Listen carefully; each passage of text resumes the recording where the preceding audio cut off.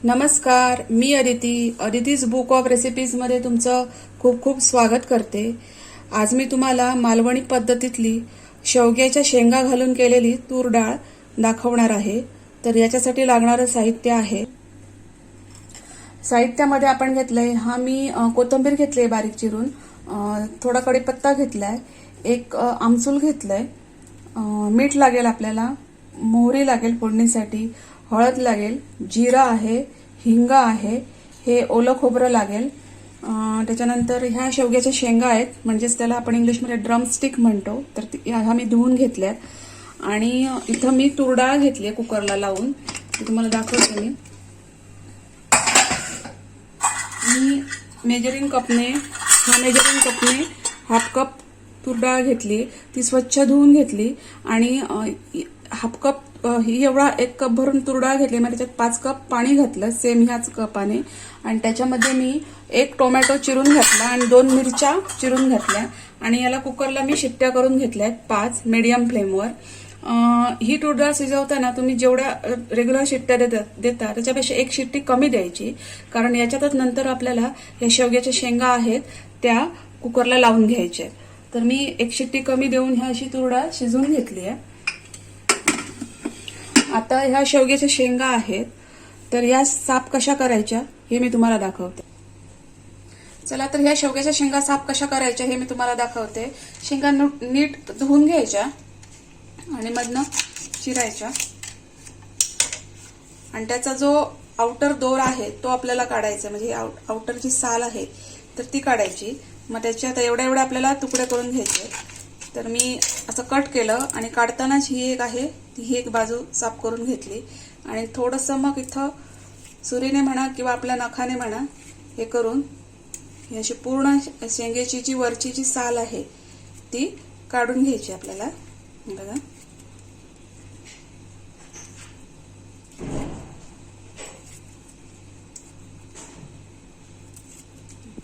अशी साफ करून घ्यायची शेंग आणि नंतर ती पाण्यामध्ये टाकायची. मी अजून एक तुम्हाला करून दाखवते. आता हे तर अगोदर ऑलरेडी आलेलंच आहे, तर तेच साल असं ओढायचं पाठी. आपल्याला हवा तेवढा एक तुकडा चीर मारून घ्यायची आणि तो तोडताना परत ती साल काढून टाकायची आणि उरलेली साल मग अशी हाताने काढून घ्यायची.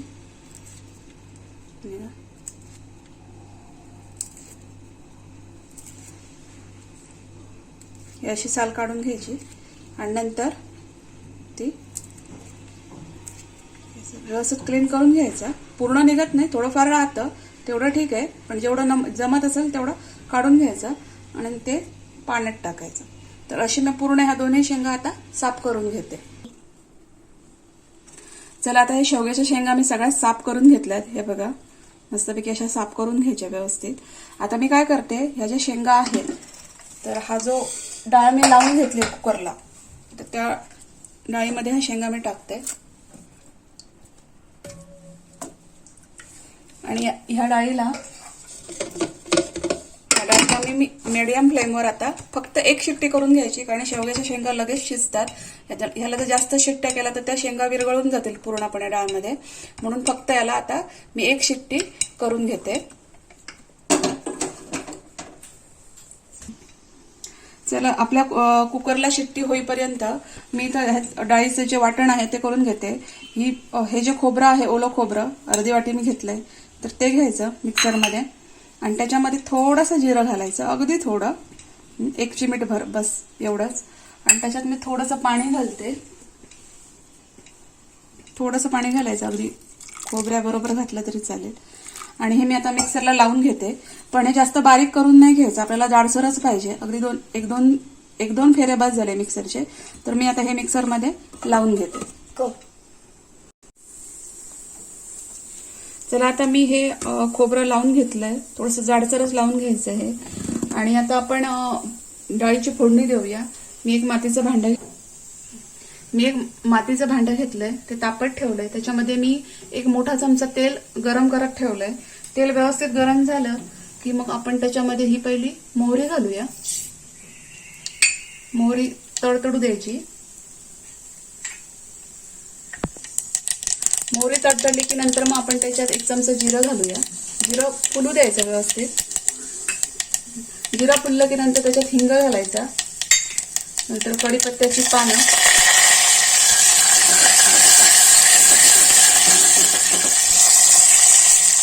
कढीपत्त्याची पानं घालून झाली की नंतर आपण त्याच्यात हळद घालूया. साधारणतः मी पाव चमचा एवढी हळद घातली.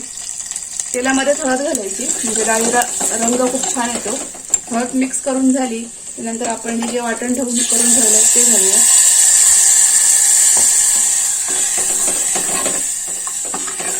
आणि वाटण याच्यामध्ये व्यवस्थित एकत्र करायचं. त्याच्यामध्ये आपण जे एक कोकम ठेवलंय ते घालूया, आमसूलचं ते. आणि चवीप्रमाणे मीठ घालूया. इथं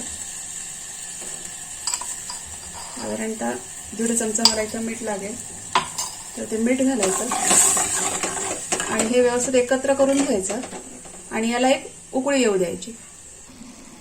हे बघा आपल्या खोबऱ्याला आता व्यवस्थित उकळी आली आहे. असं मस्तपैकी उकळून घ्यायचं हे खोबरं. आणि आता आपण त्याच्यामध्ये ही जी कुकरला आपण डाळ लावून ठेवली आहे ती घालूया. हे बघा शेंगा व्यवस्थित शिजलेल्या आहेत. फक्त 1 शिट्टी दिली म्हणून शेंगा अख्ख्या आहेत. तर तुम्ही जास्त शिट्ट्या दिल्या तर हे शेंगा पूर्णपणे फुटतील.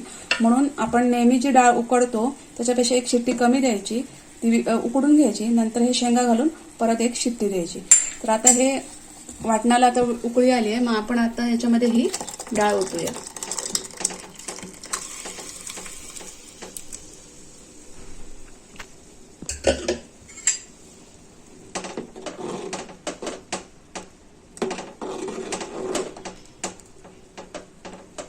थोडंसं पाणी घालते मी इथं.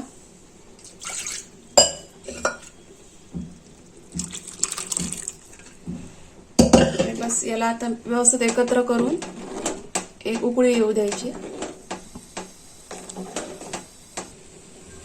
चला आता डाळीला मस्तपैकी उकळी आली आहे. मी याच्यामध्ये ही कोथिंबीर घालते आणि आता गॅस बंद करते. माझी ही शेवग्याच्या शेंगा घालून केलेली तूर डाळ झालेली आहे. तुम्हाला मी आता ही बाउलमध्ये काढून दाखवते. चला तर मग ही मस्तपैकी अशी मालवणी पद्धतीतली शेवग्याच्या शेंगा घालून केलेली तूर डाळ तयार आहे. तुम्ही बघू शकता. मस्त लागते ही डाळ भातासोबत. आणि शेंगा तर ह्याच्यात खूप चविष्ट लागतात. तुम्ही नक्की ही रेसिपी ट्राय करून सांगा. माझा व्हिडिओ कसा वाटला ते कमेंट्समध्ये नक्की सांगा.